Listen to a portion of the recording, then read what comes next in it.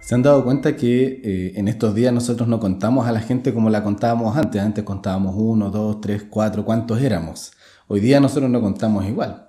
Contamos contagiados, enfermos, hospitalizados, enfermos críticos, recuperados, fallecidos recuperados, ahí tenemos una complicación, en cuarentena, en media cuarentena, cuarentena voluntaria, con mascarilla, sin mascarilla.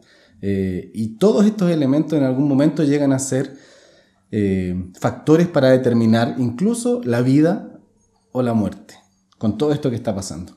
Hace unas semanas atrás una persona hizo una frase desafortunada por la cual después pidió disculpas. Dijo: no podemos seguir parando la economía, debemos tomar riesgos, eso significa que va a morir gente. Eso lo dijo el director de inversiones de Larraín Vial. Es complejo y además incómodo escuchar una frase de este tipo porque, naturalmente, todos tenemos el mismo valor. Eso es lo que nosotros sentimos y creemos ante la sociedad, ante las personas y sobre todo ante Dios. Pero cuando nos damos cuenta de la realidad que estamos viviendo y escuchamos estos elementos es complejo. El otro día vi una publicación que mostraba una escena muy gráfica. Habían 2 edificios. Y en los balcones superiores de los edificios habían personas que estaban cantando, personas alegres, personas jugando con sus mascotas. Más abajo, ahora en los departamentos, habían niños jugando por un lado y en otros niños, pero llorando, y la madre tratando de cuidarlos y media desesperada. En la calle, en este dibujo, habían personas en bicicleta repartiendo alimentos, pero también había una ambulancia donde estaban subiendo a un enfermo. Y la gráfica mostraba cómo los que estaban en la calle estaban siendo contagiados con el virus que en este momento está afectándonos. Y lamentablemente esta es la realidad, cómo las diferencias sociales incluso pueden ser una determinante o un determinante para la vida o para la muerte. Cuando nosotros observamos esta realidad, también desde el punto de vista cristiano, tenemos que hacer un análisis. Nosotros ¿valoramos a las personas a todas de la misma forma? Pero otra pregunta más importante, ¿Dios nos mira a todos de la misma manera? Y hubo un momento en que Cristo, estando en Perea, le habló a un público diverso.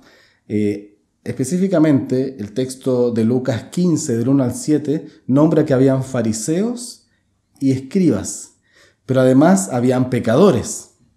Y cuando nosotros revisamos eso, esa diferencia era bien particular porque los pecadores y los publicanos eran las personas, y probablemente otros mezclados ahí, eran las personas que no buscaban la gracia de Dios o el perdón de Dios de la manera tradicional como los rabinos o la tradición rabínica decía.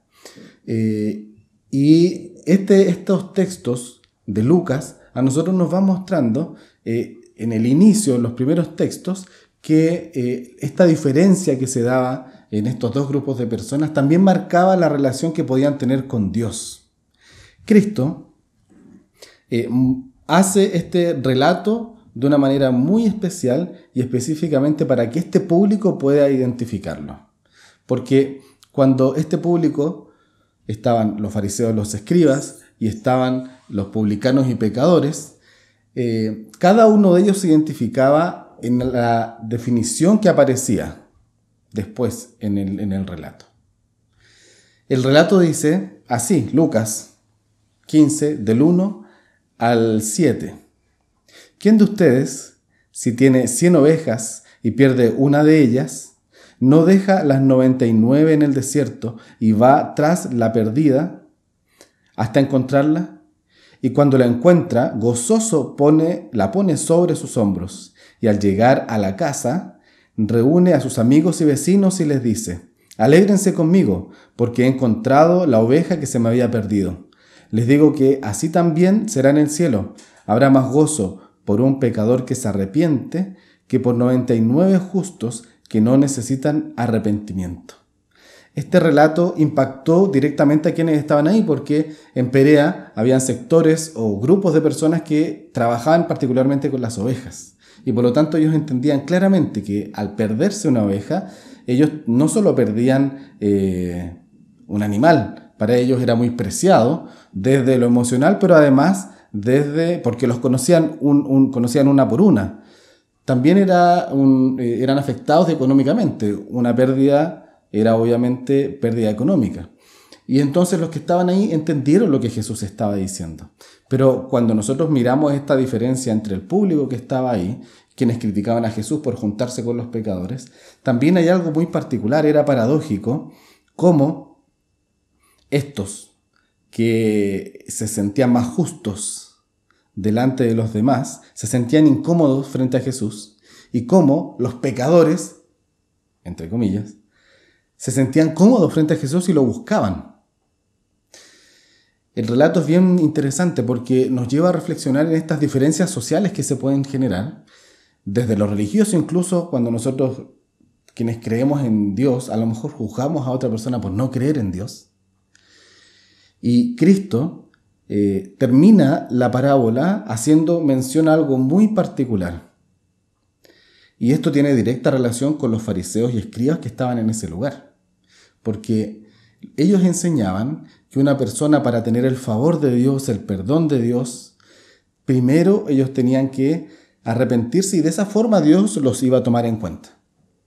Pero Cristo está diciendo algo distinto acá. Cristo está graficando que el pastor, Dios, busca al que está perdido, a la oveja perdida, por iniciativa de él. La oveja no tiene cómo buscar porque está perdida. Y entonces el pastor va y la encuentra. Y entonces ese elemento es súper importante para las personas que están escuchando, que son designados como pecadores y publicanos, porque Dios los busca a ellos. En cambio, los otros, dice el texto, Jesús les dice directamente a ellos, hay más gozo en el cielo por un pecador, los que eran despreciados por la élite, que se arrepiente, que por 99 justos que ya están arrepentidos. La reflexión de hoy día, y que quiero invitar a que tú hagas, tiene que ver con 3 elementos. El primero, Dios no hace diferencia entre personas. Dios nos ve a todos por igual y espera que todos nos arrepintamos. Por lo tanto, nosotros como seres humanos no deberíamos hacer diferencia entre nosotros. Todos somos iguales frente a Dios. Y por lo tanto deberíamos amarnos de la misma manera. En segundo lugar, si tú tienes la oportunidad de que alguien que está buscando a Dios lo encuentre y tú puedes ser un instrumento, hazlo. En este momento a lo mejor no podemos salir y no podemos reunirnos en las iglesias, pero sí tienes oportunidades para enviar un video o conectarlo con una clase bíblica online.